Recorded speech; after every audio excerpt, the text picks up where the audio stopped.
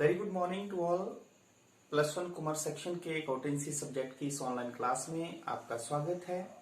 My self Manoj Kumar Sharma. Today we will discuss accounting as an information system. लेखांकन एक सूचना पद्धति के रूप में और क्वालिटेटिव कैरेक्टरिस्टिक्स ऑफ अकाउंटिंग, लेखांकन सूचनाओं की गुणात्मक विशेषताएं। इस वीडियो के बाद आप ये जान पाएंगे कि लेखांकन के अंतर्गत विभिन्न विधियों द्वारा किस तरह से जो है वो लेखांकन सूचनाएं विभिन्न पक्षकारों को प्रदान की जाती हैं और लेखांकन सूचनाओं में कौन कौन सी गुणात्मक विशेषताएं होनी चाहिए।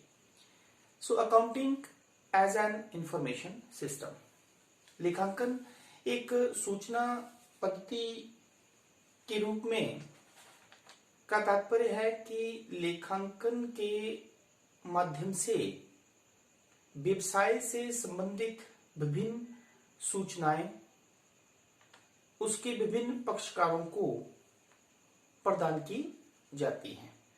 ये सूचनाएं व्यवसाय के लाभ हानि के बारे में, व्यवसाय के आय और व्यय, टोटल आय कितनी हुई, टोटल व्यय कितनी हुई, संपत्तियां कितनी हैं, दायित्व कितने हैं, व्यवसाय की वित्तीय स्थिति कैसी है, ये सारी सूचनाएं जो है विभिन्न पक्षकारों, पिछले वीडियो में हमने आपको बताया था कि एक व्यवसाय के विभिन्न पक्षकार कौन से होते हैं। जैसे व्यवसाय के स्वामी जो ये देखना चाहते हैं कि जिस व्यवसाय में उन्होंने पूंजी लगाई है उस पूंजी का सही प्रयोग हो रहा है या नहीं। विनियोजक, जो विनियोजक होते हैं वो व्यवसाय के लाभों को देखना चाहते हैं ताकि वो भविष्य में व्यवसाय में विनियोग कर सके। बैंक्स लोन देने से पहले व्यवसाय की वित्तीय स्थिति को देखना चाहते हैं। कर्मचारी, लेनदार, ये सभी जो है वो व्यवसाय से संबंधित विभिन्न पक्षकार होते हैं और लेखांकन एक सूचना पद्धति के रूप में इन सभी पक्षकारों को व्यवसाय से संबंधित विभिन्न सूचनाएं जो है वो प्रदान करते हैं। अब लेखांकन के अंतर्गत कौन कौन से वो सिस्टम हैं जिसके माध्यम से विभिन्न प्रकार की सूचनाएं जो है वो विभिन्न पक्षकारों को पहुंचाई जाती हैं। तो लेट वी स्टार्ट।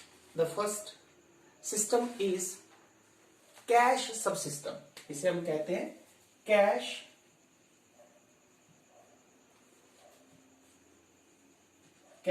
सब सिस्टम।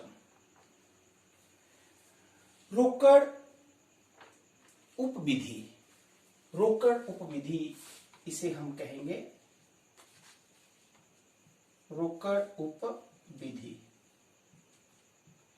इस विधि के अंतर्गत, लेखांकन के अंतर्गत किसी भी व्यवसाय से रोकड़ जो लेन देन है उन्हें लिखा जाता है। एक निश्चित अवधि में व्यवसाय में जो है वो कितना कैश प्राप्त हुआ, कहां कहां पर कैश जो है वो यूज हुआ और व्यवसाय के पास जो है वो कितना कैश जो है वो बचा हुआ है। तो मीन्स इस सिस्टम, रोकड़ सब सिस्टम के माध्यम से नगद लेन देन, कैश से संबंधित जितने भी लेन देन हैं उनका लेखा किया जाता है और रोकड़ से संबंधित सूचनाएं जो हैं वो विभिन्न पक्षकारों को प्रदान की जाती है। The second we have purchase and accounts payable system. Purchase and accounts payable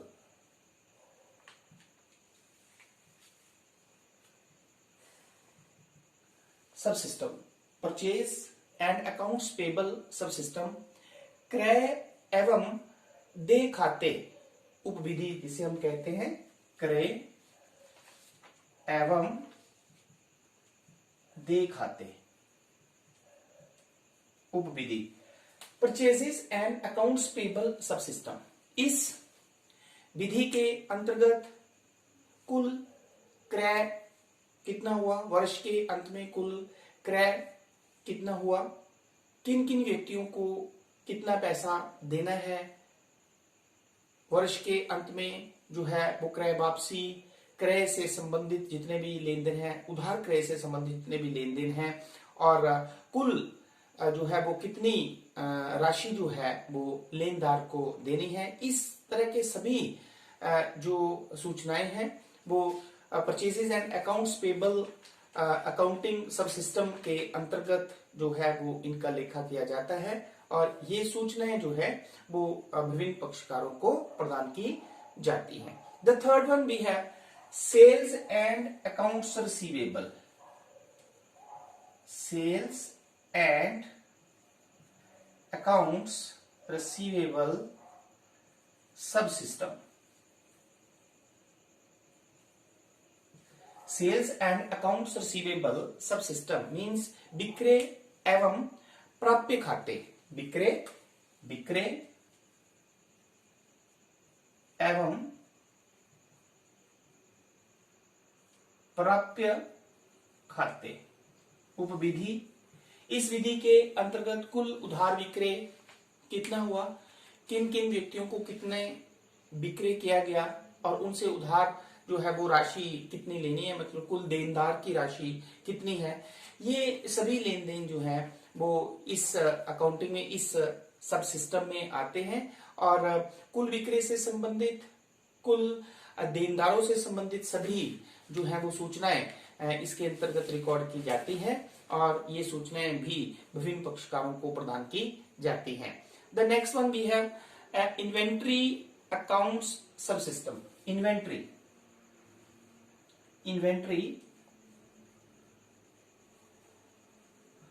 account sub system. Inventory account sub system जिसे आप कह सकते हैं रहतिया लेखांकन विधि।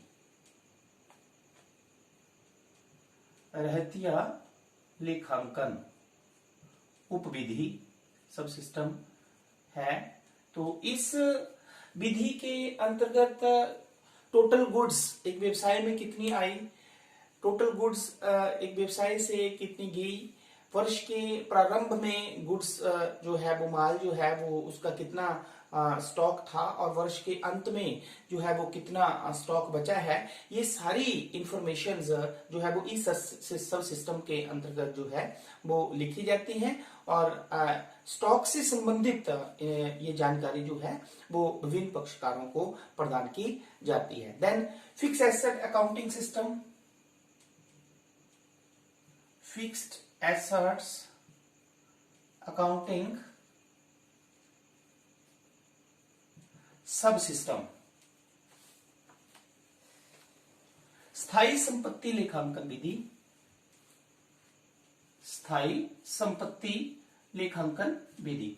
तो इस विधि के अंतर्गत स्थायी संपत्तियों के खरीदने से संबंधित, स्थायी संपत्तियों को बेचने से संबंधित, उन पर ह्रास से संबंधित ये सारी जो है वो लेन देन लिखे जाते हैं, और स्थायी संपत्तियों का बुक वैल्यू जो है वो लागत मूल्य कितना है, कितने की वो स्थायी संपत्तियां एक निश्चित अवधि में खरीदी गई हैं, बेची गई हैं, ये सारी सूचनाएं जो है वो इस विधि के माध्यम से जो है वो विभिन्न पक्षकारों को प्रदान की जाती हैं। The next one you have salary and wages accounting system.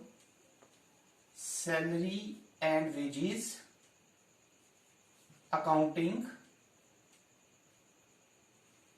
सब सिस्टम। ठीक है। वेतन एवं मजदूरी लेखांकन विधि उपविधि। तो इस विधि के अंतर्गत किसी भी व्यवसाय में विभिन्न कर्मचारियों को, श्रमिकों को कुल कितनी मजदूरी दी गई, कुल कितना वेतन दिया गया, उनको कौन कौन से जो है वो भत्ते दिए गए, ये सारी जो है वो इंफॉर्मेशन इस अकाउंटिंग के अंतर्गत लिखी जाती है, और एक निश्चित अवधि में कुल वेतन, कुल मजदूरी, कुल जो है वो भत्ते जो है वो सारी ये जानकारी जो है वो विभिन्न पक्षकारों को प्रदान की जाती है। देन उसी तरह expenses and incomes accounting system. expenses and incomes accounting sub system, आय एवं व्यय लेखांकन उपविधि। तो इस विधि के अंतर्गत सभी आय और व्ययों को लिखा जाता है। एक व्यवसाय में कुल कितने व्यय हुए, कौन कौन से व्यय हुए, कौन कौन सी आय हुई और उसकी कुल राशि कितनी प्राप्त हुई, ये सारी इंफॉर्मेशन जो है वो एक्सपेंसेस एंड इनकम सब सिस्टम के अंतर्गत लिखी जाती है और इस अकाउंटिंग के माध्यम से ही ये जानकारी जो है वो विभिन्न पक्षकारों को प्रदान की जाती है। Then we have financial statement या financial statement accounting system, financial statement accounting sub system, वित्तीय विवरण लेखांकन। तो इस विधि के अंतर्गत जो है वो फाइनल अकाउंट बनाए जाते हैं। तो फाइनल अकाउंट के अंतर्गत जो है वो ट्रेडिंग अकाउंट, जैसे कि हमने आपको पहले भी बताया है, व्यापारी खाता, फिर प्रॉफिट एंड लॉस अकाउंट और फिर बैलेंस शीट बनाई जाती है, जिनके माध्यम से एक व्यवसाय में कुल कितना लाभ हुआ, हानि हुई, एक व्यवसाय में व्यवसाय की वित्तीय स्थिति क्या है, उसकी पूंजी कितनी है, उसमें कितनी वृद्धि हुई है, स्थायी संपत्तियों की क्या वैल्यू है या दायित्वों की क्या वैल्यू है, ये सूचनाएं जो है वो विभिन्न पक्षकारों को प्रदान की जाती है। तो इस तरह से हमने देखा कि accounting as a information system, लेखांकन जो है वो किस तरह से एक सूचना पद्धति के रूप में कार्य करता है। इसके अंतर्गत, लेखांकन के अंतर्गत विभिन्न तरह की इंफॉर्मेशन जो है वो उसकी विभिन्न जो यूजर्स हैं, जो प्रयोग करता है, उनको प्रोवाइड की जाती है। अब नेक्स्ट कंसेप्ट था हमारे पास कि qualitative characteristics of accounting information. ये जो अकाउंटिंग इंफॉर्मेशन प्रोवाइड की जाती है विभिन्न प्रयोगकर्ताओं को, उनमें कौन कौन सी विशेषताएं होनी चाहिए। सो द फर्स्ट जो विशेषता है हमारे पास, दैट इज रिलायबिलिटी, विश्वसनीयता। रिलायबिलिटी जिसको हम कहते हैं विश्वसनीयता। लेखांकन सूचनाएं जो प्रदान की जाती हैं विभिन्न पक्षकारों को, वो रिलायबल मींस आप कह सकते हैं विश्वसनीय होनी चाहिए, तभी उसके आधार पर जो है वो विभिन्न महत्वपूर्ण निर्णय जो है वो विभिन्न पक्षकारों द्वारा लिए जा सकते हैं। अब इंफॉर्मेशंस विश्वसनीय तभी हो सकती हैं यदि लेखांकन में जब हम इन सूचनाओं को, लेन देनों को लिखते हैं तो उन्हें जो है वो प्रमाणकों के आधार पर लिखा जाए। प्रमाणकों का मतलब कुछ प्रमाण के आधार पर लिखा जाए। अब ये जो प्रमाणक होते हैं ये क्या होते हैं, जो लेन देन को प्रूफ करते हैं। जैसे हम शॉप पे जाते हैं और हम कोई सामान खरीदते हैं तो उसके साथ हमें बिल देता है वो, ठीक है। अगर हम किसी को माल बेचते हैं तो हम रसीद देते हैं, किसी से पैसे लेते हैं, किसी को पैसे देते हैं तो हम रसीद लेते हैं, ठीक है। तो वो जो रसीद होती है या जो बिल होता है वो क्या होता है, प्रमाणक। तो किसी भी अकाउंटिंग इंफॉर्मेशन को तभी हम विश्वसनीय कह सकते हैं यदि उसको लिखने का आधार जो है वो एक प्रमाणक है। इसका तात्पर्य ये है कि लेखांकन में के अंतर्गत जो भी हम सूचनाएं लेखा पुस्तकों में लिखते हैं वो प्रमाणकों के आधार पर लिखनी चाहिए, तभी जो है वो लेखांकन सूचनाएं जो है विश्वसनीय हो सकती हैं। द सेकेंड फीचर है अकाउंटिंग इंफॉर्मेशन की, इट इज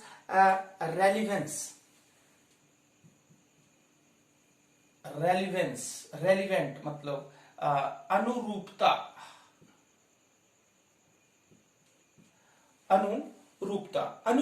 रेलिवेंस का मतलब ये है, अनुरूपता का मतलब ये है कि जो भी लेखांकन सूचनाएं प्रदान की जाती हैं विभिन्न पक्षकारों को, वो व्यवसाय से संबंधित होनी चाहिए, व्यवसाय के लिए महत्वपूर्ण निर्णय लेने के लिए जो है वो सहायक होनी चाहिए। कोई भी ऐसी इंफॉर्मेशन लेखांकन सूचनाओं में नहीं होनी चाहिए जो कि इररिलेवेंट है। इररिलेवेंट का मतलब जिससे विभिन्न पक्षकार जो कोई निर्णय नहीं ले सकते हैं। तो ये इस विशेषता का मतलब ये है कि हमें लेखांकन सूचनाएं प्रदान करते समय जो है वो अनुरूपता रखनी चाहिए। केवल वही लेखांकन सूचनाएं विभिन्न पक्षकारों को प्रदान करनी चाहिए जो उन्हें महत्वपूर्ण निर्णय लेने में सहायक है।